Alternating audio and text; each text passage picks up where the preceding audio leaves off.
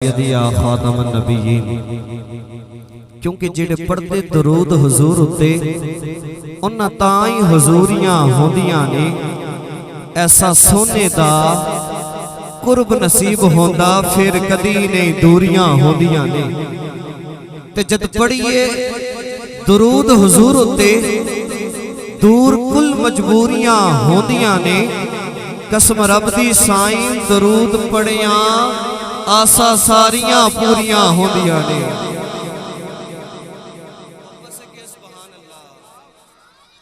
ادب سے بات کروں گا حدود کے اندر خدا کا دین ہے سارا درود کے اندر ادب سے بات کروں گا حدود کے اندر خدا کا دین ہے سارا درود کے اندر اور نبی کا جو نام آئے تو یہ عاشق جھوم جاتے ہیں ارے چونکہ حلال خون ہے شامل وجود کے اندر اور قائد ملت فرماتے ہیں خوش شاہوں کو وہ تازہ گلاب دیتے ہیں خوش شاہوں کو وہ تازہ گلاب دیتے ہیں ارے عہد پیری کو پھر سے شباب دیتے ہیں پڑھ لے درود ان پر خدا کی قسم غفلت نہ کر ارے تیرے سلام کا بھی وہ جواب دیتے پڑھ لے درود ان پر غفلت نہ کر خدا کی قسم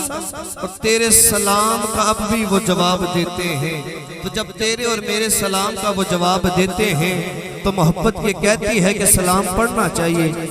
محبت سے پڑھیے الصلاۃ والسلام علیکہ یا خاتم النبیین یا صاحب الجمال و یا سید البشر من وجہک المنیر لقد نور القمر لا یمکن الثناء کما کان حقہ بعد از خدا بزرگ توئی قصہ مختصر اور شیخ سادی بھی بول پڑے کہتے ہیں کہ بلغ العلا بکمالہ کشفت دجا بجمالہ حسنت جمیع خصالہ محبت سے سنیے گا بلغ العلا بکمالہ کشفت دجا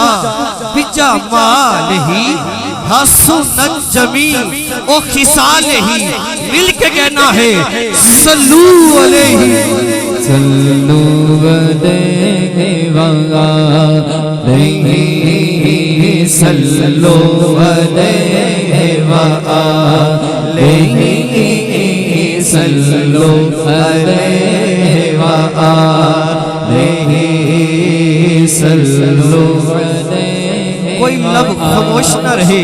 جو بندہ درود محمد پہ پڑھتا ہے اس پہ خدا بھی کرم کرتا ہے اور خدا کا یار مصطفیٰ بھی کرم کرتا ہے کوئی بھی خاموش نہ رہے محبت سے پڑھے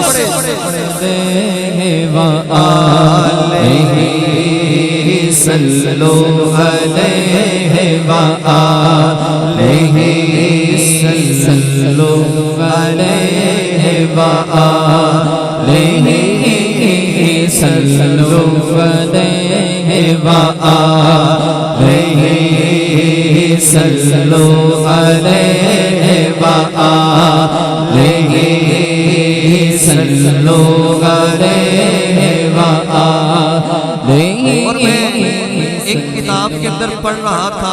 ایک کتاب کے اندر پڑھ رہا تھا کہ اللہ تبارک و تعالیٰ نے انسان کے دونوں کندھوں پہ ایک ایک فرشتہ مقرر کیا ہے جب انسان گناہ کرتا ہے گناہ لکھنے والا فرشتہ حرکت میں آ جاتا ہے نیکی لکھنے والا فرشتہ حرکت میں نہیں آتا کیونکہ نیکی لکھنے والے کا کام کچھ اور ہے جب بندہ نیک کام کرتا ہے تو نیکی لکھنے والا فرشتہ حرکت میں آ جاتا ہے گناہ لکھنے والا فرشتہ حرکت میں نہیں آتا رب کعبہ کی قسم جو بندہ درود محمد پہ پڑھتا ہے دونوں فرشتے حرکت میں آ جاتے ہیں ایک فرشتہ گناہوں کو مٹا دیتا ہے اور دوسرا فرشتہ اس بندے مومن کے اعمال کے اندر نیکیوں کا اضافہ فرما دیتا ہے. محبت سے پڑھیے صلو علیہ وآلہ صلو علیہ وآلہ صلو علیہ وآلہ صلو علیہ وآلہ. مختصر سی میری کہانی ہے، جو بھی ہے میرے آقا کی مہربانی ہے، اور جتنی سانسوں نے ان کا نام لیا، ارے بس یہی میری زندگانی ہے. اور نعت محبوب داور سند ہو گئی، فرد عصیاں میری مسترد ہو گئی، اور مجھ سا آسی بھی آغوش رحمت میں ہے، اور مجھ سا آسی بھی آغوش رحمت میں ہے. ارے یہ تو بندہ نوازی کی حد ہو گئی، اور اس مولا کے نام سے ابتدا جس کے ناموں کی انتہا ہی نہیں، اور میری ابتدائی نگارش یہی ہے، تیرے نام سے ابتدا کر رہا ہوں. اور آج کی اس نورانی وجدانی چالیسویں کی جو محفل ہے، راجہ محمد امین صاحب اللہ تبارک و تعالیٰ ان کے درجات کو بلندی عطا فرمائے. ہم ذکر ان کا یہاں کر رہے ہیں، لیکن وہ قبر پہ خوش بھی ہو رہے ہیں، اور ہماری مجلس کو دیکھ کر ہم پہ بھی خوش ہو رہے ہیں. محبت کے ساتھ بیٹھیے گا. آج کی اس نورانی وجدانی ایمانی محفل پاکہ میں آغاز اللہ تبارک و تعالیٰ کی مقدس کتاب سے کرنے جا رہا ہوں، اور کچھ شعر آپ کی محبتوں کی نظر کرنے لگا ہوں. یہ شعر کہتا ہے، صحیفہ جو بھی ہو قرآن ہو نہیں سکتا، صحیفہ جو بھی ہو قرآن ہو نہیں سکتا. ارے منافق کو کبھی احساس ایمان ہو نہیں سکتا، اور نہ ہو تعظیم جس کے دل میں سرکار دو عالم کی، ارے عبادت لاکھ وہ کر لے مسلمان ہو نہیں سکتا.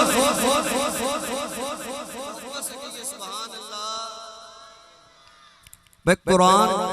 آپ نے دیکھا ہے کتنا خوبصورت ہے. 30 اس کے پارے ہیں، اس کی سطریں کالی ہیں، اور غلاف کے اندر ہوتا ہے. میرے اور آپ کے گھر میں وہ پڑا ہے، رحل کی گود میں پڑا ہے، کسی کے گھر میں پڑا ہے تو اوپر مٹی گرد و غبار ہے، تو کسی کے گھر پہ پڑا ہے تو قرآن سے خوشبو آ رہی ہے. لیکن یاد رکھنا، مجھے پوچھو تو میں کہوں گا قرآن ایک نہیں، قرآن 2 ہے. تو آپ کہیں گے حضرت کیا کہہ رہے ہو؟ جب ہم چھوٹے تھے قرآن پڑھنا سیکھ رہے تھے تو قاری صاحب نے کہا تھا قرآن تو ایک ہے جو آمنہ کے لال محمد پہ اترا ہے.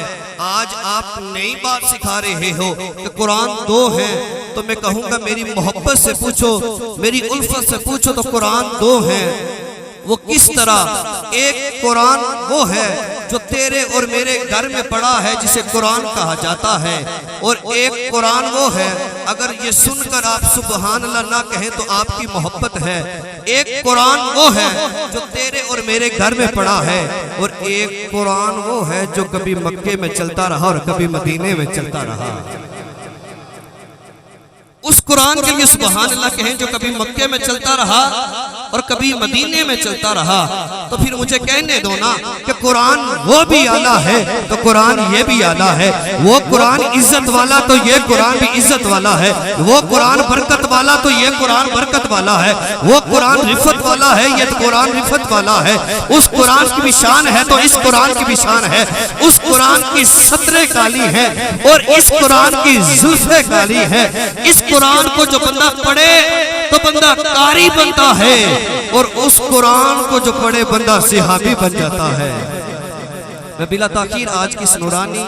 وجدانی ایمانی محفل پاک کا آغاز اللہ رب العزت کی مقدس کتاب جسے قرآن کہا جاتا ہے، ملتمس ہو زینت القرآ قاری القرآ ہمارے مصر کے امام صاحب آتے ہیں، تلاوت قرآن مجید سے ہمارے قلوب و اذہان کو منور فرماتے ہیں۔ آپ نے استقبال کرنا ہے نعرہ تکبیر۔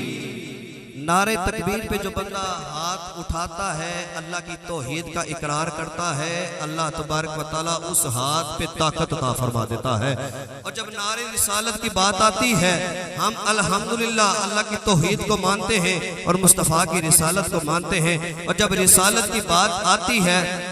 کیونکہ اللہ نے ہمیں جان دی صدقہ مصطفیٰ کا ہے، اللہ نے ہمیں آنکھیں دی تو صدقہ مصطفیٰ کا ہے، اللہ نے ہمیں بیٹیاں دی کسی کو بیٹے دی صدقہ مصطفیٰ کا ہے، اللہ نے ہر نعمت سے نوازا ہے صدقہ مصطفیٰ کا ہے۔ آج اس نبی کا نعرہ لگنے لگا ہے، اگر ہم دو ہاتھ نہ اٹھائیں تو ہماری محبت کیا کہتی ہے؟ آئیے استقبال کیجئے نعرہ تکبیر، نعرہ رسالت، نعرہ رسالت، نعرہ حیدری۔